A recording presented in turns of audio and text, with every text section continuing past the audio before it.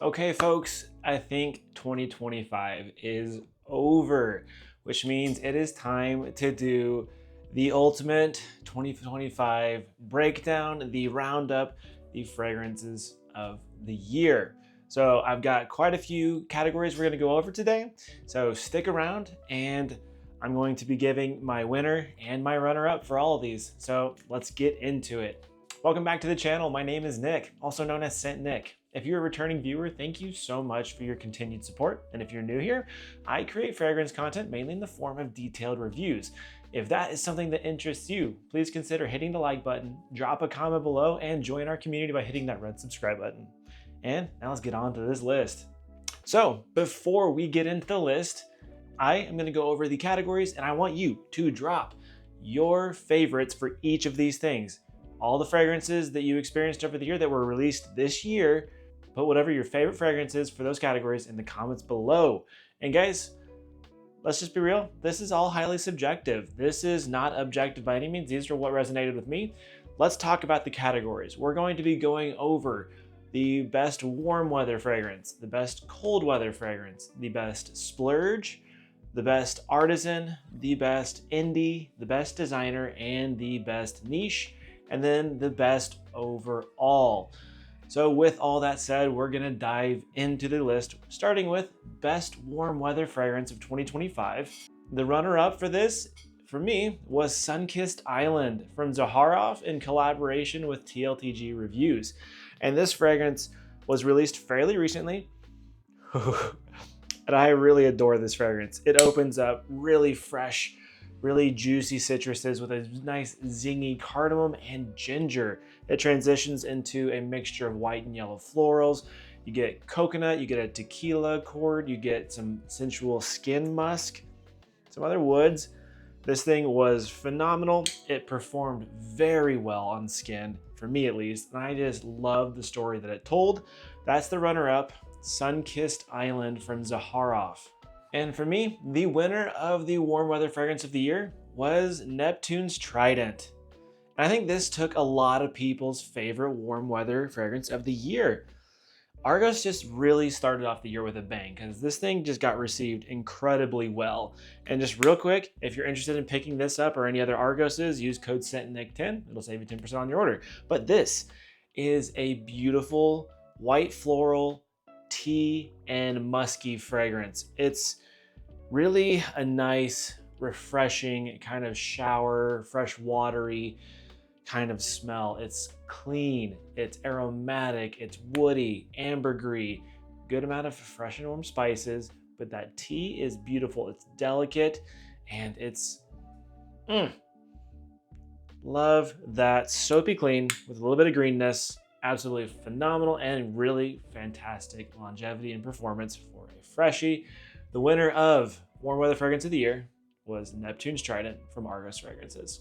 Okay, best cold weather fragrance of the year. The runner-up is a new release, and I think it just automatically just nailed it. So close to taking the number one spot. This is Sadama X from Gentleman's Nod. This thing was a really popular fragrance at Scent Explorer, and oh my gosh. This takes that Sadama DNA, which was a beautiful coffee fragrance with booziness, florals, iris, really creaminess. But really what this does is it takes that coffee down, adds more chocolate, and adds a chili pepper accord in here. This was inspired by Aztec drinking chocolate. And guys, this thing, think about a beautiful creamy milk and dark chocolate paired with this beautiful chili pepper, some wood. You get the creamy orris still. It's outstanding and incredibly wearable chocolate with huge performance. We're talking 12 plus hours and a pretty strong projection. This thing is so nice. And with this one, Gentleman's Nod, use code SCENTNIC10 as well. Save you 10% on the order from them. And this is only like 125 bucks. Incredible stuff. And for me, this one, unfortunately, is not able to be gotten anymore. It was limited to 50 bottles. The cold weather release of the year for me was Lockdown by Clandestine Laboratories in conjunction with American Perfumer. This thing is something. so much resin in this. You get frankincense, so it's got incense vibes, it's got headiness, it's got civet in here, and it's pronounced. You get a little bit of that animalic pissy vibe. There are florals, there's a lot of wood. This thing is dry, diffusive, spiritual smelling. Not easy to wear at all, but insanely long lasting, wonderful performance, beautifully natural smelling, absolutely unbelievable. Clandestine Laboratories is just doing something. And then American Perfumer, I just love what he's doing. Guys, go check out Clandestine Laboratories and American Perfumer, just see what they're all about. It's phenomenal stuff. Getting onto these Splurge fragrances of the year, starting with the runner-up, this is Kingdom of Saudi Arabia from Raja Parfums. This was a 100 milliliter re-release of the discontinued Legend in the Gulf line. This thing is a beautiful, elegant, spicy, woody, and fruity oud fragrance. If you're familiar with candy oud from the line, this is like a much more wearable version. You get a prominent oud note. It's dry and it's spicy. It's metallic and bordering into the animalic range. You get a load of fruits, namely plum and banana with some other bright berries. You get a good amount of leather, spices in this one. This thing is elegant to the max, beyond complex. And yeah, this thing was expensive. Seeing as it was an exclusive to Saudi Arabia, this one was very hard to get. So it's a treat to have and definitely deserves the runner-up for the Splurge buy. And then the winner for the Splurge buy for me, same house, Raja Parfums. This is Champagne at BG. BG standing for Bergdorf Goodman. And this one I got signed by Raja himself. So that is a cool treat. Now this one, as you can tell, is about the Accord of Champagne. And they nailed it with a beautiful and genius use of fruity notes and aldehydes. This thing is aldehydic. It's got a little bit of a soapiness. It's dry. It's got patchouli, vanilla, honey. It's got some oud in here. The oud's barely detectable, honestly.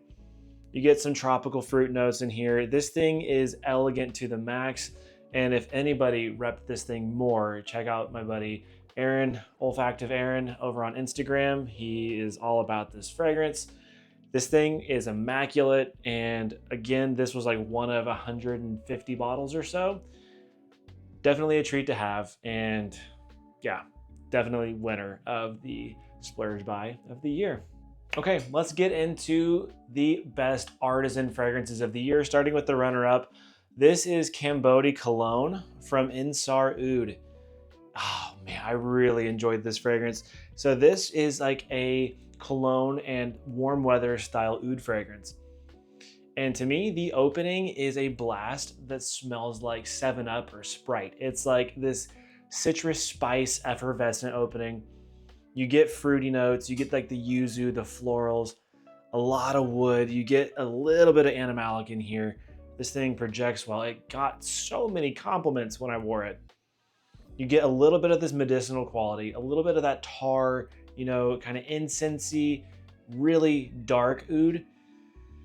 Sandalwoods are gorgeous. Oh my gosh, this thing was immaculate, it's beautiful, and incredibly wearable.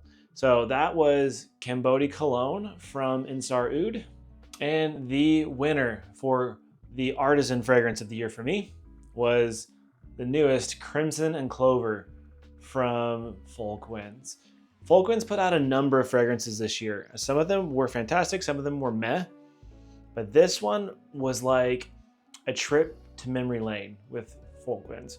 This is much more his style. It's very warm, it's very approachable. The opening is to die for with this spiced apple accord. It's like a really rich red apple with spices. It smells like an apple pie, like truly, paired with a beautiful tobacco note. It's very real. It's warm, you get dryness, you get woods, you get oud in here, you get musk.